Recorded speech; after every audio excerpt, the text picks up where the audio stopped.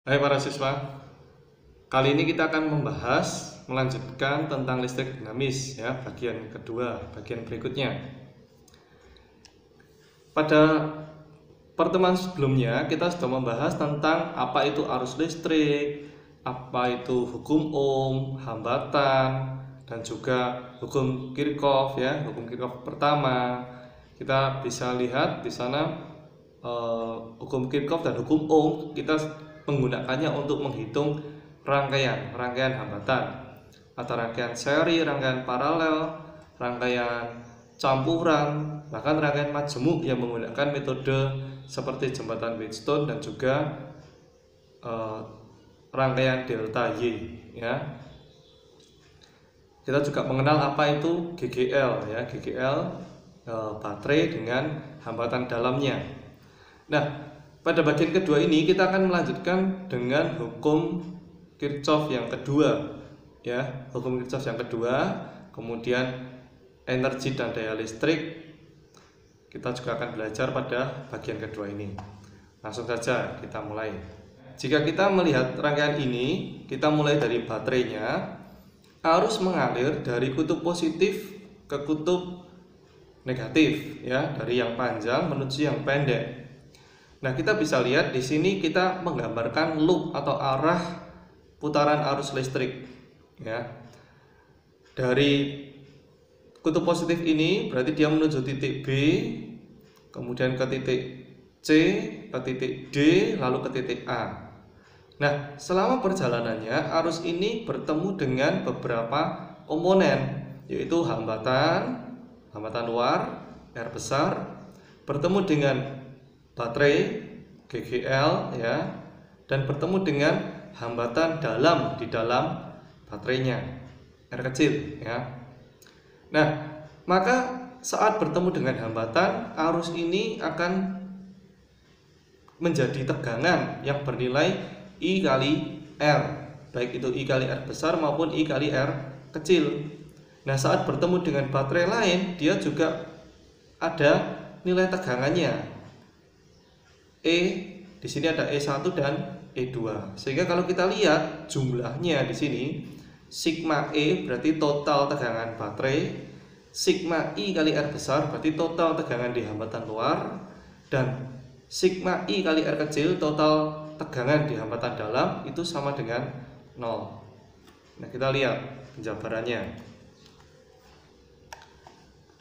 Nah, untuk bisa menuliskan penjabaran dari hukum Kirchhoff 2, kita harus mematuhi aturan berikut. Jadi yang pertama aturannya adalah arah loop sebaiknya ditentukan dari kutub positif ke negatif. Arah loop itu menunjukkan arah arus listrik sementara. Jadi karena saat kita berhitung kita belum tahu arah listrik yang sesungguhnya ya. Jadi kita menentukan arah loop ini untuk perhitungan awal. Nanti setelah ketemu hasilnya, arah loop ini bisa kita ganti gitu ya, bisa kita ganti menjadi arah arus listrik yang sesungguhnya. Dan di sini ada kata sebaiknya. Sebaiknya itu berarti boleh dilakukan, boleh tidak. Akan lebih mudah jika kita menentukan loop dari kutub positif ke negatif. Tapi seandainya kita balik, asal kita teliti, hasilnya pun masih akan tetap ketemu sama ya. Yang kedua, jika menemui kutub GGL panjang, jadi jika kita menemui baterai yang panjang kutubnya, yang positif terlebih dahulu, maka GGL yang kita tulis itu bernilai positif. Tetapi jika ketemu yang pendek terlebih dahulu, maka bernilai negatif. Yang ketiga, jika bertemu dengan R besar atau R kecil, maka harus dikali dengan I supaya menjadi nilai tegangan, karena hukum Kirchhoff 2 kan menjumlahkan tegangan. Jadi kalau R harus dikali dengan I yang melewati R tersebut. Yang keempat, jika I searah dengan loop yang kita tentukan, maka I tersebut bertanda positif. Tetapi jika dia berlawanan dengan loop yang kita tentukan, maka I tersebut bertanda negatif. Persamaan arus itu dibuat berdasarkan loop. Kita menggunakan hukum Kirchhoff 1 untuk menentukan persamaan arus listrik di dalam rangkaian. Nah, kita lihat di sini rangkaian yang tadi kita jabarkan isinya ya menggunakan hukum Kirchhoff 2. Ini saya mulai dari titik A ya, Dari titik A dia berjalan. Maka ketemu dengan kutub yang pendek, ketemu dengan baterai dengan kutub yang pendek. Berarti nilainya adalah minus ya. Kalau ketemu yang pendek dulu berarti minus E2. Kemudian di dalam baterai ini ada hambatan dalam yang bernilai R kecil 2. Maka kita harus kalikan R kecil 2 ini dengan I ditambah I kali R kecil 2. I-nya positif. Kenapa? Karena di sini I-nya mengikuti loop yang ditentukan ya. Kemudian jalan lagi ketemu dengan R2 besar hambatan luar. Maka kita tambah I kali R2 besar. Kemudian jalan lagi, di sini ketemu baterai lagi, kutubnya yang negatif lagi yang pendek. Berarti minus E1. Di dalamnya ada R kecil, berarti ditambah I kali R kecil 1. Kemudian jalan lagi, di sini ketemu R besar 1, berarti I kali R besar 1. Sesudah sampai titik A lagi, sampai ke titik awal, maka kita sama dengan 0 ya. Jadi seperti itu cara menggunakan hukum Kirchhoff 2. Ya, di sini ada rangkaian, tapi di rangkaian ini ada dua ruang gitu ya. Sehingga dalam rangkaian ini kita harus menggunakan 2 loop. Nah, kita akan mencoba menentukan persamaan loop dan arus pada rangkaian berikut ya. Ini kalau kita lihat di sini kalau kita mulai dari titik A, loop yang atas ya, kita mulai dari titik A, maka arusnya itu berjalan ke sini sehingga ketemu dengan minus E1 ya, kemudian ditambah I kali R kecil 1, kemudian ditambah dengan I kali R besar 1, kemudian jalan lagi ketemu dengan kutub positif, berarti ditambah E2, ditambah I kali R kecil 2, jalan lagi ke sini, kemudian di sini ketemu dengan R3, berarti ditambah I kali R besar 3. Kemudian jalan lagi di sini ya, berarti di sini dia akan bertemu dengan R4. Tapi di sini R4 ini bukan dialiri I1 lagi, tetapi sudah dialiri oleh I2 ya. Sehingga persamaan di sini adalah I2 dikali dengan R4. Kemudian jalan lagi kembali ke sini. Di sini ketemu dengan R2 yang arusnya sudah kembali menjadi I1 ya. Di atas ini kan I1 semua. I2 di tengah sini. Di bawah sini I3. Berarti di sini kita tambah dengan R2 besar dikali dengan I. Terus setelah kembali ke titik A kita sama dengan 0 ya. Nah, kemudian bawahnya, loop yang bawah seperti ini, kita mulai dari titik E misalnya ya, dari titik E. Jalan dari titik E ketemu R6. I-nya I3, berarti I3 dikali R besar 6. Kemudian jalan lagi ketemu baterai yang pendek. Berarti minus E3 ditambah dengan I3 dikali R kecil 3. Kemudian jalan lagi sampai titik D, naik di sini ketemu R5 yang masih dialiri oleh I3 di sini. Berarti R5 dikali I3. Kemudian jalan sampai sini, masuk ke sini ketemu I2 kali R4. Jadi di sini R4 ini dikali dengan I2. masih searah dengan arah loop, sehingga I2 tetap negatif. Jalan sampai sini kembali ke titik E, maka sama dengan 0 ya. Nah, setelah kita tentukan persamaan tegangan dari kedua loop, sekarang kita tentukan persamaan arusnya. Kalau kita lihat arus listriknya, ini loop 1, kemudian di sini loop 2. Berarti kita bisa lihat di titik G ini ada I1 yang masuk dan I3 yang masuk. Keluarnya menjadi I2. Sehingga kalau kita terapkan hukum Kirchhoff pertama di titik G, maka I masuk sama dengan I keluar, berarti I1 ditambah I3 sama dengan I2. Nah, dari 3 persamaan yang sudah kita tentukan ini, dari persamaan loop 1, persamaan loop 2, dan persamaan arus listrik, kita akan hitung nilai-nilai yang kita cari. Misalnya nilai tegangan di titik AB, nilai arus listrik I3, dan sebagainya. Kita gunakan metode substitusi, eliminasi. Nah, kita akan lihat contohnya yang sudah ada angkanya. Berikut contoh soal. Di sini ada rangkaian dengan 1 loop. Kalian bisa mencoba dulu untuk menghitung tegangan AB dan tegangan BA. Maksudnya apa? Jika tegangan AB, berarti arus listriknya ini kita anggap berjalan dari titik A ke titik B ya. Kalau kita gunakan voltmeter, kabel merah yang ada di voltmeter itu kutub positif, kabel hitam yang ada di voltmeter itu kutub negatif. Maka yang merah kita letakkan di sini titik A, yang hitam kita letakkan di sini titik B. Nah, kita akan lihat hasilnya berapa. Lalu ketika kita balik, yang hitam di titik A, yang merah di titik B, hasilnya berapa? Kalian bisa mencobanya menggunakan pad ya, untuk melihat hasilnya, kemudian kalian coba menghitung. Silakan mencoba. Baik, sekarang kita akan mencoba mengerjakan contoh soal yang ke-6 ya. Kalian bisa lihat soalnya.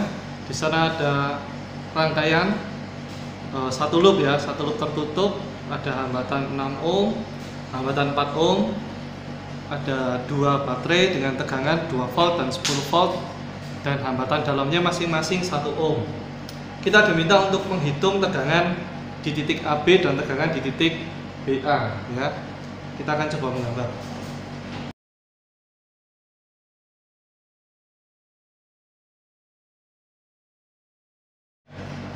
Untuk memudahkannya, kita bisa memberi notasi pada soal ini ya. Misalnya kita beri lambang R1, R2 untuk hambatan luar ya, R besar. Untuk baterai kita beri E1, E2, hambatan dalamnya R1 dan R2 kecil ya. Ya, sesudah kita memberikan simbol pada masing-masing komponen, kita lihat di sini sudah ditentukan arah loop dari soalnya ya, sehingga kita mengikuti seperti ini loopnya searah dengan jarum jam. Kemudian karena kita diminta untuk menghitung tegangan, terlebih dahulu kita harus mengetahui arus listriknya ya. Kita harus tahu berapa arus listrik yang mengalir dalam rangkaian ini. Arus listriknya saya gambar sesuai dengan loop yang ada di soal. Nah, lalu kita gunakan hukum Kirchhoff 2 ya, hukum Kirchhoff 2, total tegangan ditambah total tegangan dari hambatan luar I kali R besar ditambah total tegangan dari hambatan dalam I kali R kecil sama dengan 0. Kita mulai dari satu titik ya, misalnya dari titik A. Berarti jalan sesuai dengan loopnya, bertemu dengan baterai kutub yang pendek, berarti negatif. Artinya kita tulis min 2 volt. Di dalam baterai ada hambatan dalamnya, berarti kita kali dengan arus ditambah 1I. Jalan lagi ketemu dengan hambatan luar 4 ohm, berarti ditambah 4I. Jalan lagi ketemu baterai kutub positif panjang ya, berarti tambah 10 volt. Di dalamnya ada hambatan dalam tambah I. Kemudian jalan lagi ketemu hambatan luar 6O, berarti ditambah 6I. Dan kembali ke titik A. Kita sama dengan 0 ya. Sehingga kalau kita hitung di total berarti tegangannya adalah minus 8 ya. 8 10 dikurangi 2. Lalu kita pindah ruas jadi minus 8. I-nya 14 16 berarti totalnya 12 ya. 12I sama dengan minus 8. Sehingga kita dapatkan I-nya adalah min 8 per 12. Nilainya adalah minus 2 per 3 ampere ya. Ini kita dapatkan nilai dari arus yang mengalir pada rangkaian ini. Kenapa nilainya minus? Nilainya minus karena arus tersebut arahnya kebalikannya. Jadi arus yang sebenarnya terjadi itu arahnya kebalikan dari arus yang ditentukan oleh loop ini ya. Sebetulnya dengan mudah kita bisa menentukan arah arus yang benar ya. Kita bisa lihat baterainya. Arus listrik itu mengalir dari kutub positif ke kutub negatif. Jadi kalau sini positif 10 artinya dia berlawanan arah jarum jam. Yang sini 2 volt berarti lebih kecil, artinya akan menang yang 10. Sehingga arusnya yang sebenarnya adalah berlawanan arah jarum jam ya. Tapi kan tadi kita mengikuti arah loop yang dibuat oleh soalnya. Nah sekarang kita hitung berapa tegangan AB. Berarti VAB sama dengan, kita lihat dari titik A ke titik B. Berarti ini sama seperti tadi ya, kita menghitung tegangan, menghitung arusnya, tapi ini kita menghitung tegangannya. Jalan dari A ke B ketemu E1 untuk pendek, berarti min 2. Di dalamnya ada hambatan, berarti tambah 1I. Kemudian jalan di sini tambah 4I sampai titik B sudah. Berarti totalnya adalah min 2 tambah 5I, di mana I-nya adalah minus 2 per 3 ya. Sehingga VAB adalah min 2 plus 5 kali min 2 per 3 ya. Kalau kita hitung VAB akan kita peroleh nilainya minus 5,3 volt ya. Nah sekarang untuk VBA ya. Untuk VBA kita hitung, caranya sama. Berarti sekarang kita jalan dari B ke A, tetap mengikuti arus yang seawal ditentukan ya. Berarti VBA nya bertemu dengan kutub positif dari E2 sehingga 10. Di dalamnya ada hambatan dalam tambah I, kemudian bertemu sama hambatan luar 6 ohm, berarti tambah 6I ya. 10 ditambah 7I, 10 ditambah 7 kali min 2 per 3 ya. Sehingga kalau kita hitung hasilnya adalah sama ya, 5,3 volt. Nah tapi kita bisa lihat beda perhitungan VAB dan VBA. Kalau kita menghitung VAB, kita menggunakan voltmeter, berarti jarum yang merah kita letakkan di titik A, yang hitam kita letakkan di titik B. Padahal arah arusnya itu justru dari B ke A, sehingga dia terbaca tegangannya negatif. Berbeda dengan menghitung VBA. VBA berarti jarum merah di B, jarum hitam di A. Nah itu sesuai dengan arusnya yang mengalir memang dari B ke A aslinya, sehingga ketemu tegangannya positif. Berikutnya kita akan mencoba contoh soal lagi, yaitu contoh 7 ya. Di sini ada rangkaian dengan 2 loop. Kalian bisa mencoba mengerjakannya seperti penjelasan sebelumnya. Sekarang kita akan membahas contoh soal yang ke-7 ya. Kalian bisa lihat soalnya, di sana ada rangkaian dengan 2 loop ya.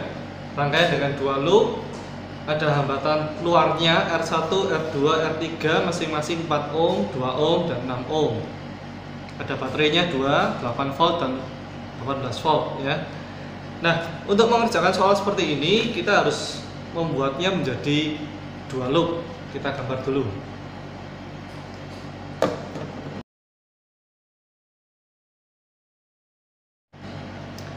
Yang pertama-tama harus kita lakukan adalah tentukan dulu arah loopnya.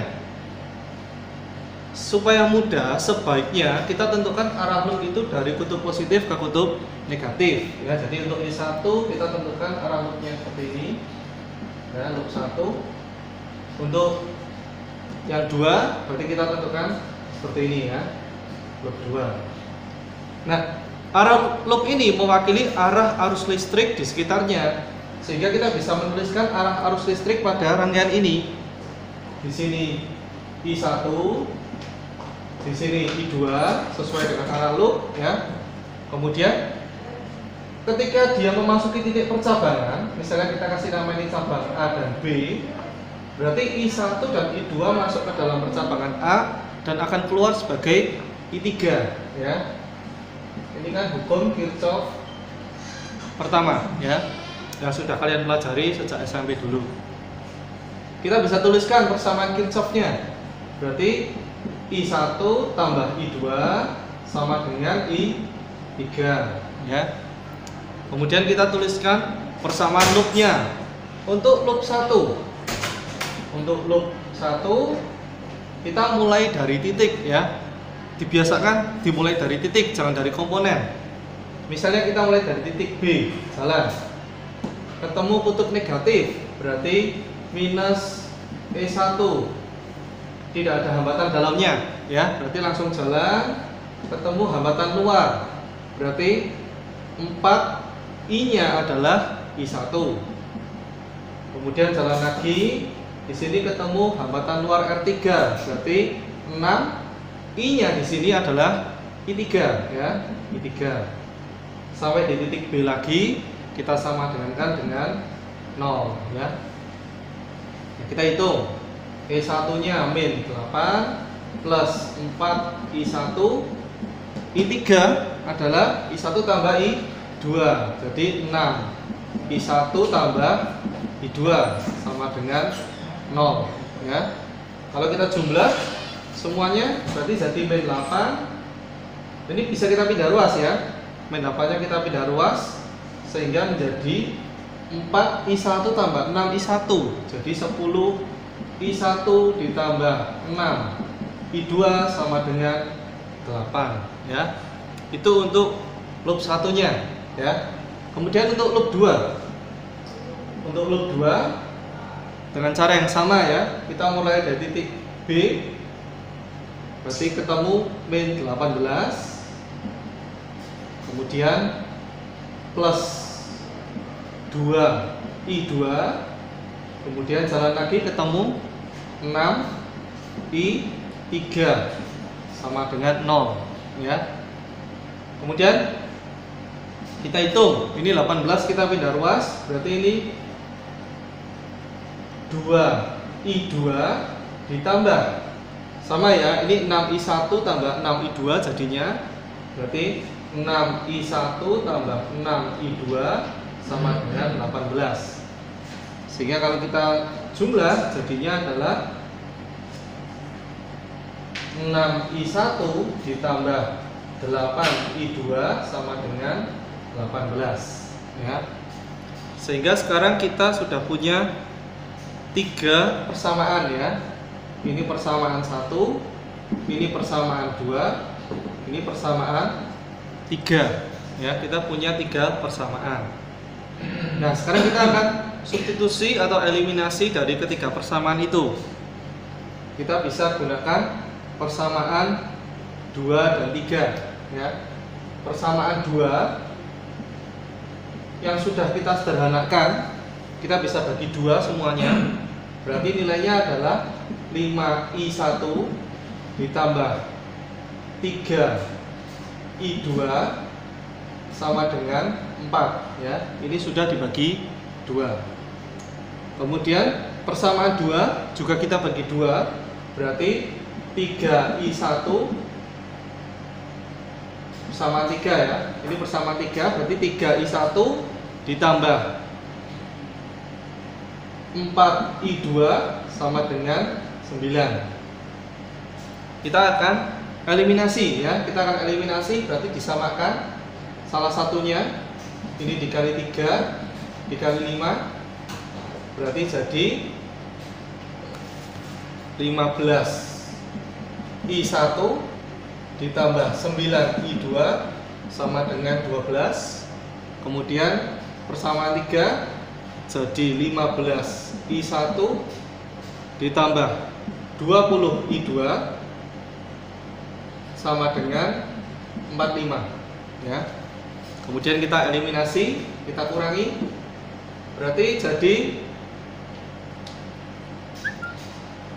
minus 11I2 sama dengan minus 33 ya. Artinya nilai I2 adalah 3 ampere ya.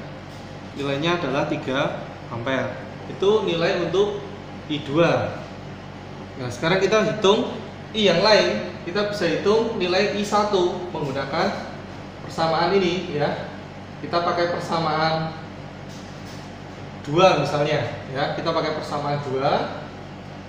Persamaan 2 berarti 5 kali I1 ditambah 3 kali I2, di mana I2 nya adalah 3 ampere sama dengan 4. Berarti 5I1 sama dengan ini 9 dipindah ruas, berarti min 5 ya. Sehingga I1 sama dengan minus 1 ampere. Nah, kemudian I3 kita bisa gunakan persamaan Kirchhoff yang pertama, di mana I3 di sini adalah I1 ditambah I2. Berarti min 1 ditambah 3. Hasilnya 2 ampere ya. Nah, dari sini kita bisa melihat arus yang sebenarnya terjadi pada rangkaian seperti apa ya. Tadi awalnya kita menentukan I1 searah jarum jam, I2 berlawanan arah jarum jam, I3 turun ke bawah dari A ke B. Tetapi yang sebenarnya terjadi adalah seperti ini. I1 tandanya negatif, berarti dia berlawanan dengan yang kita tentukan di awal. I1 berarti tandanya berlawanan arah jarum jam, I1. I2 positif, berarti dia benar, arahnya berlawanan arah jarum jam ya. I3 tandanya positif, berarti dia juga benar ya, arahnya dari A ke B. I3. Nah, ini arus yang sebenarnya terjadi. Kalian bisa mencobanya, menghitung dan mempraktekkan ini menggunakan simulasi PET ya. Selamat mencoba. Sekarang kita akan membahas tentang energi dan daya listrik. Energi listrik adalah energi yang disebabkan oleh mengalirnya muatan listrik dalam suatu rangkaian tertutup. Jadi energi ini muncul karena ada arus listrik ya. Jadi arus listrik mengalir melewati suatu hambatan, dan energi yang dibawa arus listrik ini diubah menjadi energi panas ya. Diubah menjadi energi panas. Nah, kemudian di sini W adalah energi listrik, satuannya joule. Q adalah muatan listrik, satuannya coulomb. V adalah beda potensial atau tegangan, satuannya volt. Energi listrik dapat dikonversi menjadi energi panas, energi gerak ya. Ini yang kita gunakan dalam kehidupan sehari-hari ya.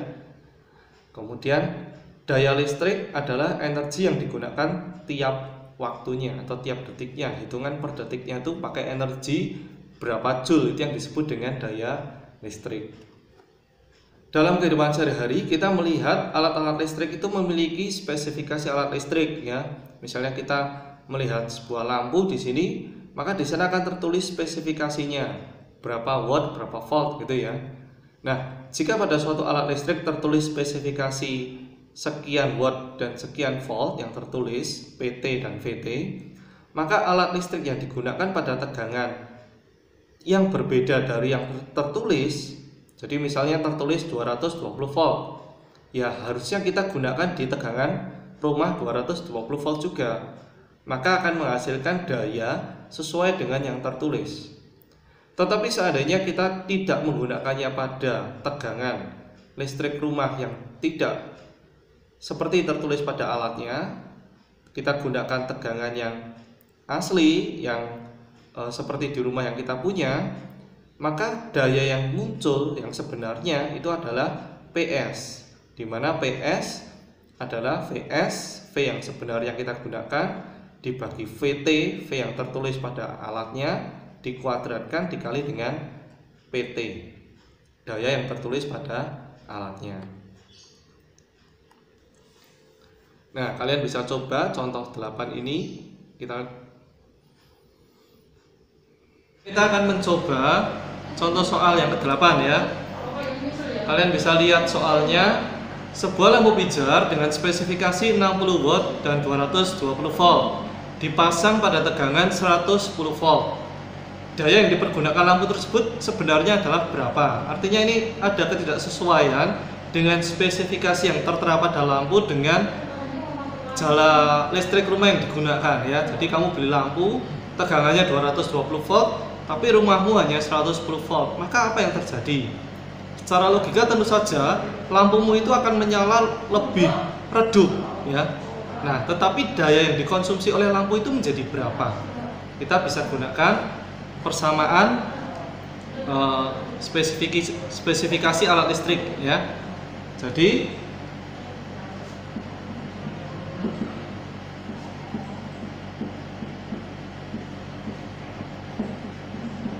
ya seperti ini persamaannya ya. PS adalah daya yang sebenarnya digunakan sama dengan VS itu tegangan yang sebenarnya dibanding tegangan tertulis, kemudian dikali dengan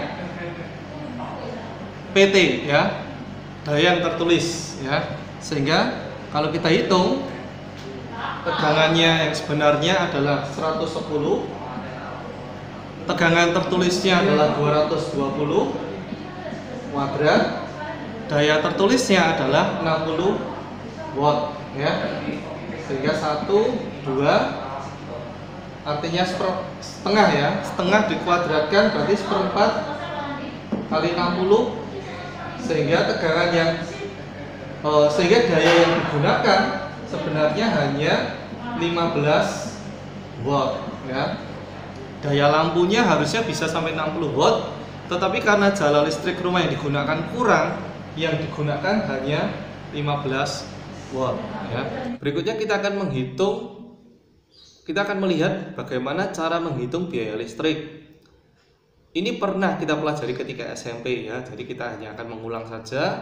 Biaya listrik rumah sering dinyatakan dalam satuan kilowatt hour kWh ya. Ini satuan dari energi yang digunakan di rumah ya. Perhitungan energinya adalah seperti ini. Jadi watt atau energinya adalah daya dikali dengan waktu. Daya dikali dengan waktu dibagi dengan 1000 supaya menjadi satuan kilo ya. Daya dikali waktu dibagi 1000. Waktunya dalam satuan jam ya. Nah, di sini ada contoh tarif tenaga listrik ya. Saya ambil dari sumber di Google LivePal.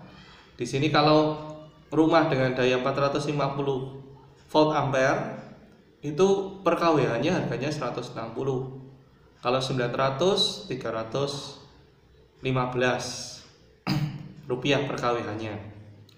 Nah, kalau 1300 ini perumahan sekarang biasanya 1300 volt ampere itu biaya listrik per kWh-nya 930 rupiah ya.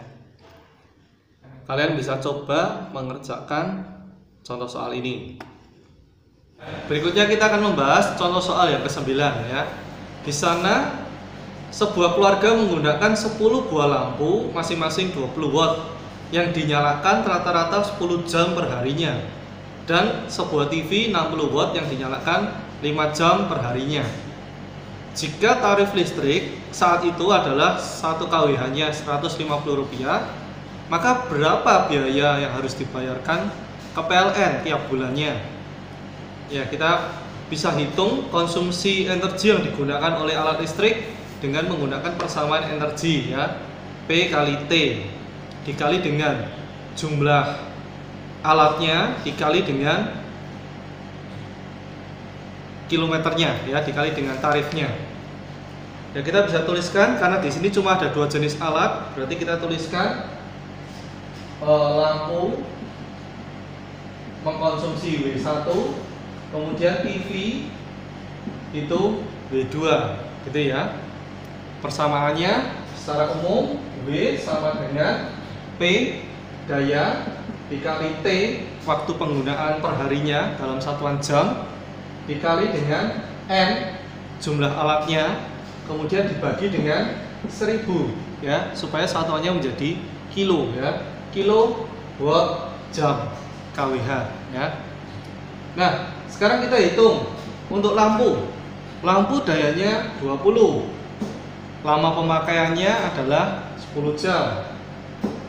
Jumlah lampunya 10 buah dibagi 1000. Berarti untuk lampu digunakan 2 kWh per harinya. Kemudian untuk TV. Untuk TV 60 watt digunakan 5 jam, jumlahnya 1 buah TV, kemudian dibagi 1000. Berarti menjadi 0,3 kWh untuk TV-nya, ya. Kita jumlah, berarti 2,3 kWh ini per hari, ya, energi yang dikonsumsi per harinya. Artinya biaya yang dibayarkan, biaya listrik yang dibayarkan adalah tarifnya ini per hari 2,3 kWh per hari dikali 30 hari karena 1 bulan dikali tarif listriknya saat itu, ya, Rp150 per kWh, ya. Sehingga kalau kita hitung ini kWh habis, ya, harinya, sehingga hasilnya adalah Rp10.350, ya. Ini tarif listrik yang dibayarkan dalam 1 bulan. Begitu pembahasan kita untuk listrik dinamis sudah selesai. Sekarang kalian bisa berlatih soal. Selamat belajar.